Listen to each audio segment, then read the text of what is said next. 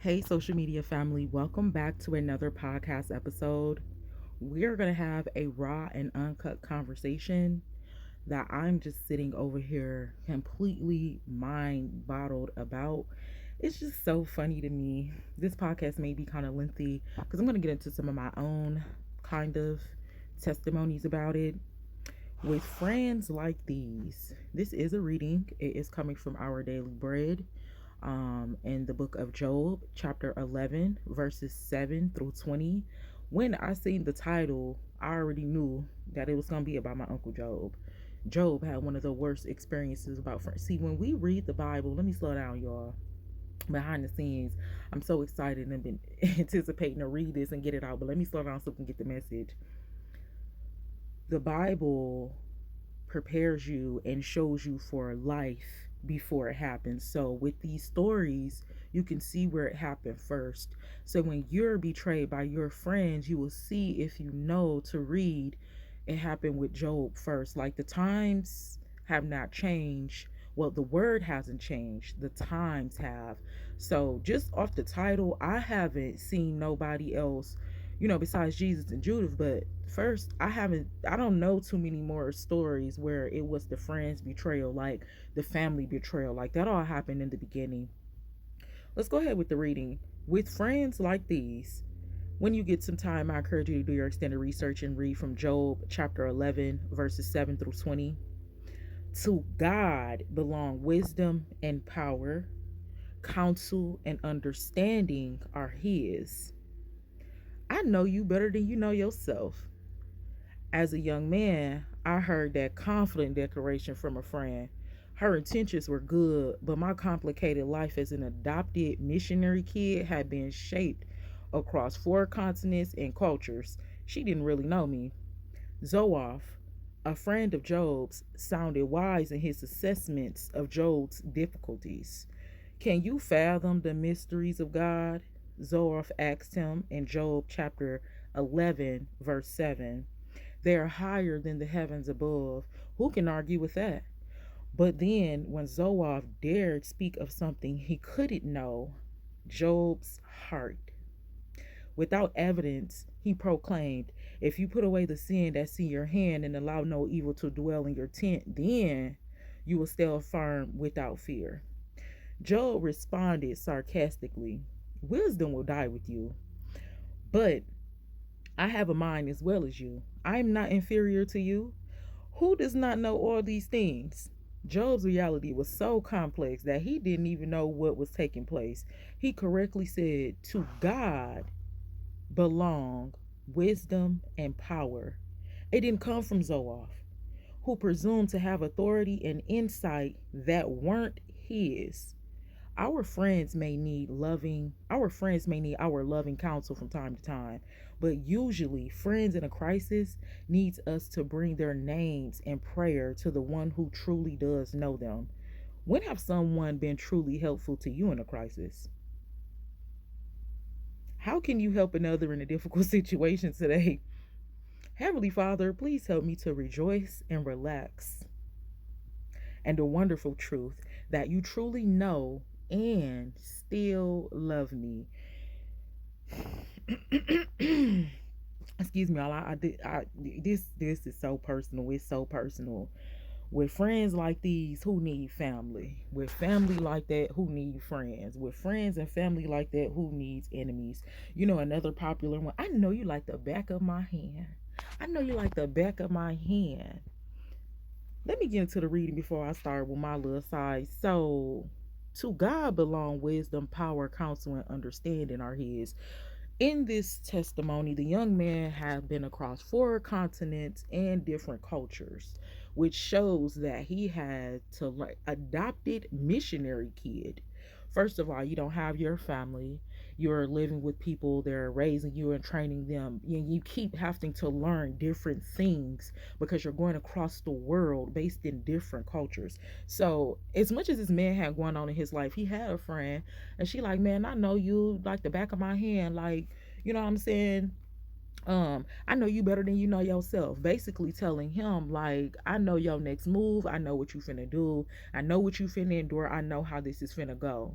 And he looking at her like, I know her intentions were pure, but how do you know all of these things when you don't know how it is to travel across 4 countries and continents and cultures and live as an adopted kid, because you got your whole family over there, or wherever that backstory may be.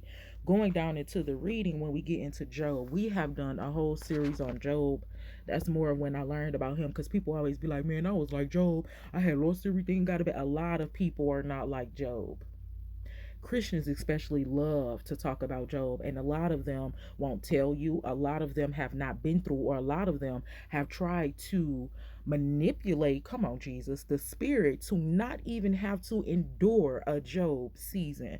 A lot of people know how to manipulate things that they do not have to go through or go around, and this is why people are not blessed as Job.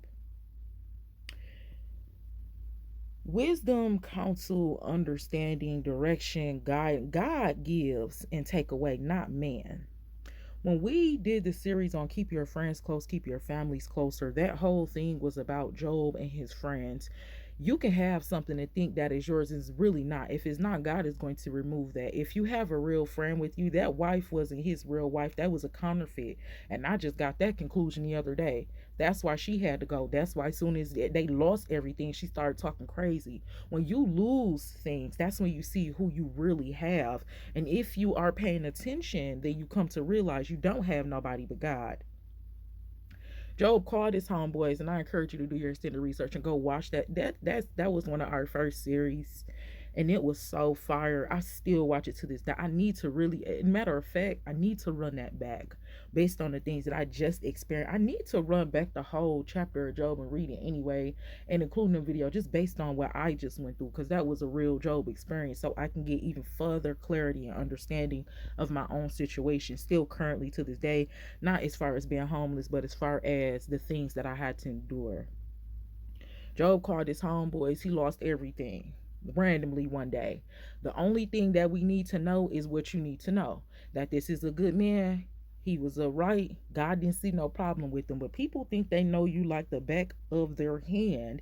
That statement alone shows delusion. That statement alone, I know you better than you know yourself. Think about that real quick. How does that sound to you? If I jump on here and be like, I don't know who watching, I can't see the views or nothing, but I know you better than you know yourself because you keep coming over here. That alone is controlling. Control comes from Jezebel. Okay. If somebody is going around, parents love to say, I know you better than you know yourself. Because people feel like they have been around you. They feel like they know your next move. They don't know you better than you know yourself. When you look at the back of your hands, you don't know me like that. But see, people don't think it's literal. When you start thinking that, oh my gosh, she always so deep, because it is that deep. Because we have to be careful what people are speaking and saying over our lives. No, you don't know me like the back of your hand. When you look at the back of your hand, you might got tattoos, you might got lines, your nails probably ain't growing, or whatever's going on with your body. The back of your hand is not me. You don't know each and every line, each and every hair, each and every breath I take for how many minutes. You don't know me like the back of your hand. You don't know me better than I know myself. The reason why people can say I know you better than you know yourself is because they have already prepared a life, come on, Jesus, for you that they seen you living in. People have already prepared a destiny for you that they see you living in. That's why they can say that. People have already controlled a lifestyle for you that they see you living in. So they say, man, I know he ain't going to get no better. You know what I'm saying? I already know his next move, because first of all, he had told me that he had been across 4 countries and different cultures. So first of all, I already know he about to go through that again, because he's adopted like whole time. And sure, you probably ain't even on that last adoption. Maybe he found his real family or something. People just don't know you how they think they know you. People think that they know me all the time. People think that they understand me, and they don't. And this whole time I thought that people did. They don't. You can be around somebody for centuries and don't know them and don't understand the moves that they make. I do have my handy dandy notes right here, because this really one of them. I could talk for decades, but I'm not going to. I don't want this to be too long, because it's gonna be long already.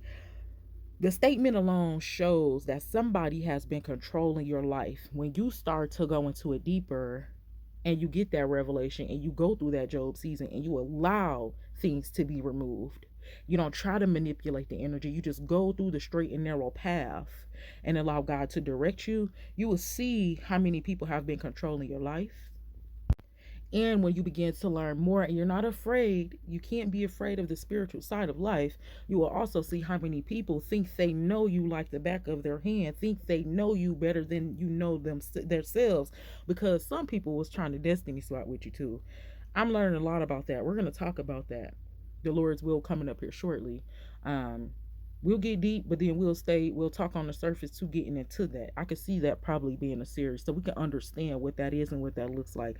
Some people have prepared for you to not even live as long as you lived. So this is why they feel like they know you like the back of their hand. What else I have here? Because I remember this one time, this friend gonna say, girl, I just feel like Alexis, you just smoke too. Bro, I'm over my friend house. So I'm over my best friend house. We were young, kind of young, kind of adulthood. One of my exes was coming over to get their hair braided from my friend. And mind you, so my friend never said nothing weird to me. The like 15 years or 12 years we've been friends, never disrespected me. We ain't never argued, never had nothing. This when I started looking at Shorty kind of different, because out of nowhere one day, not when my ex over here too getting the hair braided, like, huh?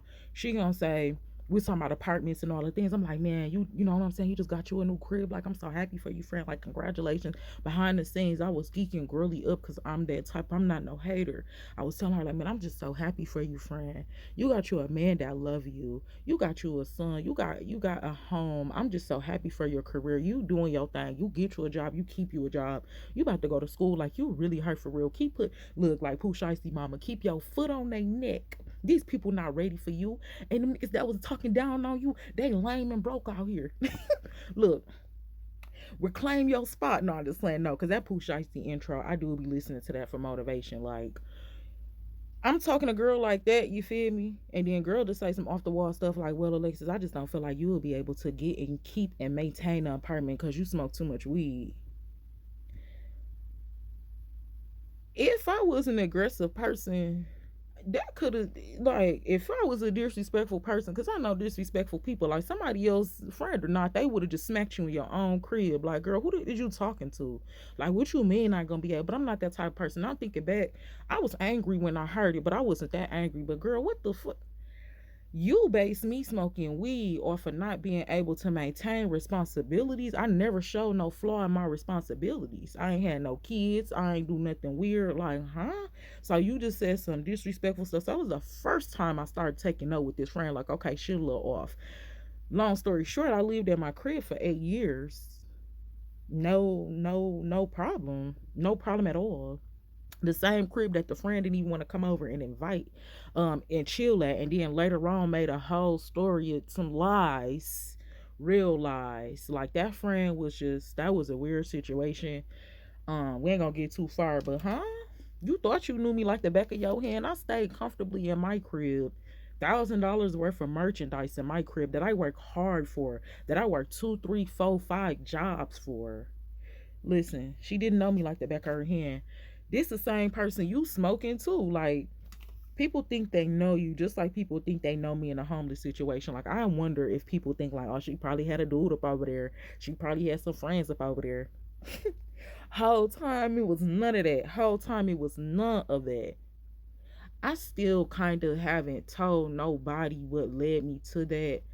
I go ahead and give y'all a little snippet in this because it kind of make a little sense with it. Or cover me in the blood of Jesus. This is something that I've been keeping. People really thought they knew me like the back of their hand. People really thought that they, you know what I'm saying, that they knew me better than I knew myself. Whole time they ain't know I was knowing God for real. It don't matter what I go through. Even as a child, you don't think that when I was sneaking out the crib I wasn't praying? I'm so grateful that my parent had introduced me to Jesus Christ, because that's been my right hand man since 14. It doesn't matter what I endured or what I went through. I always been in a cut praying. That's exactly what happened. Before we came on social media doing all the things, I prayed and fasted. And I remember telling people, like, bro, I just want to fast. Like, I want to see how the fasting is. I want to see how that works. You want to know what people tell me all the time? Man, I know you like the back of my hand. You ain't going to be able to do it because you're going to be smoking. You know what I'm saying? You're going to die. People tried to put so much fear in my heart about fasting. I even had pastors, I even had the elders of the church try to incorporate in me that fasting was going to be a death threat. I'm gonna just give you all a little snippet here so we can go ahead and end the podcast. I know the reason why I was homeless. It wasn't due to irresponsibility. I was working 3 jobs continuously. I purposely had to go through a Job season so God can show me more into the spiritual realm of some things that need to be done to save my actual soul. The Lord Jesus Christ, with his wisdom, power, understanding, because I was under the shadow of the Almighty, successfully completed a 40 days and 40 nights fast. No food, no water, no nothing. I think out of one of those times, I did have some ice cream. There is evidence on this channel because I did it when we were on the channel and I didn't say nothing. I'm not about the this not for men's consumption. It's not for me to put up and be like, okay, this is what it was done. And that's what happened after that. And ever since then, I received every single bit of information, confirmation, question that needs to be answered, even from centuries ago doing that. This wasn't a fear tactic. I was not scared to become homeless. I trusted the God that I served so he can show me and lead me where I needed to be. With that being said, he also showed me that everybody can't go. Everybody can't eat with you. It's just, that's why I talk so much about fasting, because we really did that. In conclusion, guys,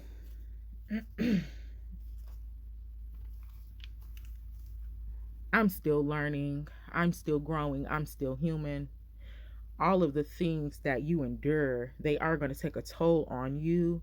But as long as you have God in your heart, don't allow people to even think that they know you. Another thing is sometimes I can talk a lot. I could tell the left hand what the right hand is doing. That stop the plans if you telling haters your plans. But one thing people don't know is I still pray. It doesn't matter what's going on. Still always pray. Pray. I have had people try to lure me in churches trying to listen. I don't need all of that. Trying to make it seem like, oh, you ain't need no real Christian because you doing this shit. These people don't know my heart. I'm saying this, I ain't heard God to say this to me yet, but I feel like my Uncle David, like I'm a woman after God's own heart. I say that because of the things that I'm doing behind the scenes, bro. The things I be doing, the things that I read, the things that I know and I question, and then God come back and answer and confirm. I feel like I'm a woman after God's own heart, but I'll let him give me that title because I ain't trying to do so much. So in conclusion, keep God first. Always keep God. Don't let nobody. And we have to stop telling the right hand what the left hand is doing and stop talking so much. That's something else I'm working on. But people don't know you like they think they know you. That's why when you move around and you make certain decisions, they be like, "Oh my God, I can't." You did the right thing. Like it doesn't matter. People play too much into your business, into your life because they feel like you are part of their body. They feel like they thought that they had controlled you and had set you up for, or for a lifestyle that they have in their mind. But God has the will. I don't care if somebody put you in their will today. God's will is going to ride everything that human does.